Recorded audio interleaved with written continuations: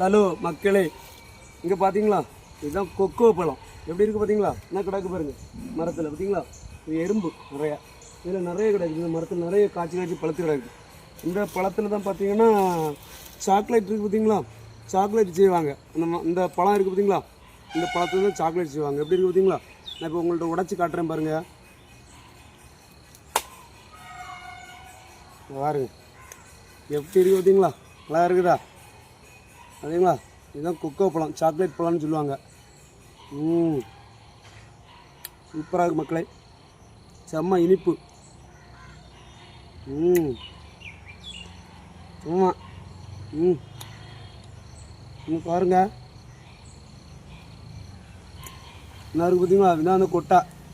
இதுதான் சாக்லேட் செய்யக்கூடிய, இதுதான் சாக்லேட். இந்த பாருங்க பார்த்தீங்களா, இதுதான் அது.